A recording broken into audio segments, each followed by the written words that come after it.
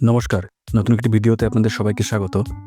পশ্চিমবঙ্গ মুখ্য নির্বাচনী আধিকারিকের পক্ষ থেকে ৩টে নোটিফিকেশন জারি করা হয়েছে, যাতে বলা হচ্ছে যে কাদের হিয়ারিংয়ে আসতে হবে না। কোন হিয়ারিং?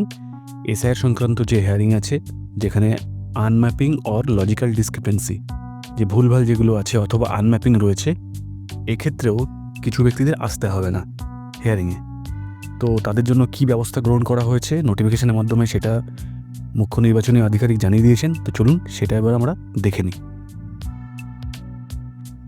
এই যে সেই নোটিফিকেশান কোথা থেকে পাবলিশ হয়েছে? Office of the chief electoral officer West Bengal. West বেঙ্গলের মুখ্য নির্বাচনী আধিকারিকের তরফ থেকে এই নোটিফিকেশান পাবলিশ করা হয়েছে কত তারিখে?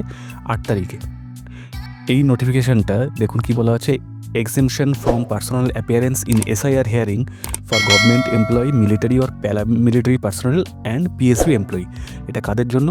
এটা হলো গভর্নমেন্ট এমপ্লয়ি, মিলিটারি এবং প্যারামিলিটারি পার্সোনাল, যারা দেশের কাজে নিযুক্ত আছেন, সরকারি কাজে যুক্ত আছেন, এই এসআইআর হিয়ারিংয়ে নোটিশ পেয়েছেন, তারা তো স্বাভাবিকভাবে আসতে পারবেন না। তো তাদের জন্য নির্বাচন কমিশন একটা ব্যবস্থা রেখেছে। তো কী ব্যবস্থা সেটা দেখে নেওয়া যাক। সেখানে বলা হচ্ছে কি, যারা স্টেটের বাইরে পোস্টেড আছে তারা এক্সেমটেড, অর্থাৎ তাদেরকে হিয়ারিংয়ে আসতে হবে না। তাদেরকে কি করতে হবে? Any family member of the said elector may appear in the hearing with documents proving his or her relation with the elector.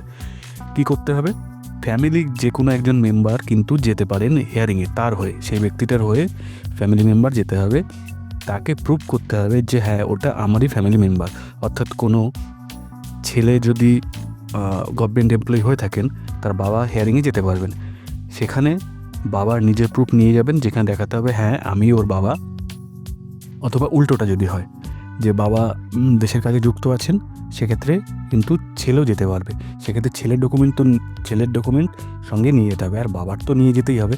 মানে যেই ইলেক্টরের হিয়ারিং হবে তার তো নিয়ে যেতেই হবে, সঙ্গে যে যাচ্ছে তার সাথেও রিলেশনশিপ প্রুফের জন্য ডকুমেন্ট নিয়ে যেতে হবে। তাহলে এটা কাদের দেখলাম আমরা? এটা গভর্নমেন্ট এমপ্লয়ি, মিলিটারি, প্যারামিলিটারিদের জন্য। এবার আমরা যদি একটু নিচে আসি, দেখুন কে পাবলিশ করেছে এটা।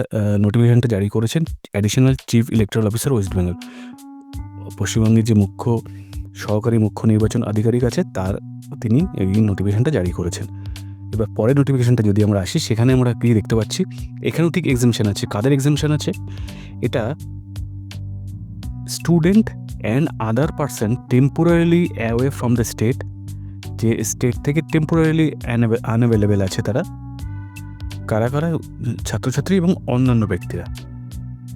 কোন কেসে? আনম্যাপড অর লজিক্যাল ডিসক্রিপেন্সি, যদি যাদের হিয়ারিংয়ে নোটিশ এসছে, এই দুটো কেসে। কী পারপোসে আছে তারা বাইরে? স্টাডি, অর্থাৎ পড়াশোনার জন্য, হসপিটালাইজেশন যদি চিকিৎসার জন্য থাকে, অর প্রাইভেট সেক্টর এমপ্লয়মেন্ট, যদি কোনো কাজের জন্য বাইরে গিয়ে থাকেন, তাদেরকেও কিন্তু হিয়ারিংয়ে সরাসরি হাজিরা দিতে হবে না। এটাও সেই একই মুখ্য নির্বাচনী আধিকারিকের কার্যালয় থেকে প্রকাশিত হয়েছে 8 তারিখে নোটিফিকেশন। তাহলে এখানে বলে দেওয়া হলো যে এদেরকেও আসতে হবে না। ঠিক একই রকমই এদেরও ফ্যামিলি মেম্বারকেও, এই দেখুন লেখা আছে, any family member of such elector may attend the hearing with documents proving their relation with the elector.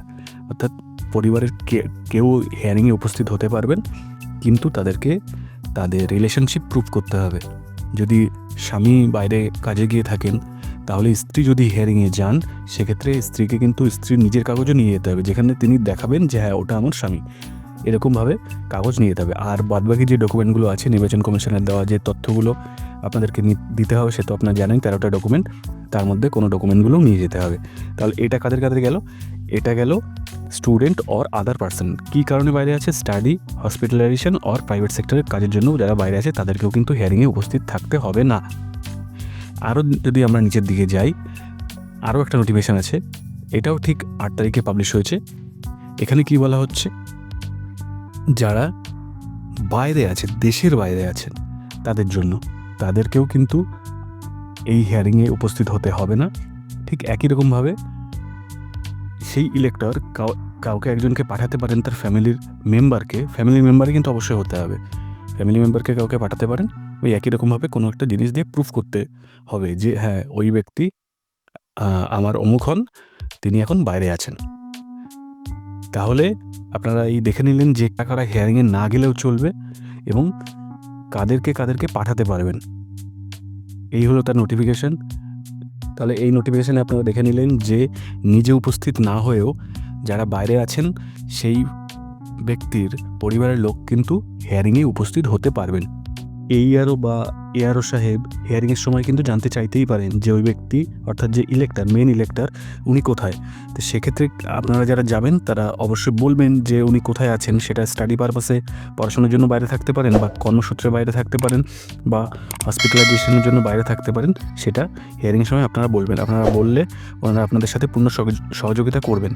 যদি আপনাদের কাছে কোনো প্রমাণ থাকে যে উনি কর্মসূত্রে বাইরে আছেন এরকম কোনো প্রমাণ, বা পড়াশোনার জন্য বাইরে আছেন এরকম কোনো প্রমাণ যদি থাকে তো সঙ্গে করে নিয়ে যাবেন।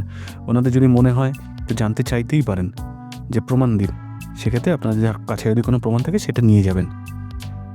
তাহলে এইভাবেই আপনারা হিয়ারিংটা সম্পন্ন করে আসুন। আর ভিডিওটি ভালো লাগলে লাইক করবেন, যদি কোনো প্রশ্ন থাকে তো কমেন্টে জানাতে পারেন, আর বন্ধুবান্ধবদের মধ্যে শেয়ার করবেন আর সাবস্ক্রাইব করে পাশে থাকবেন।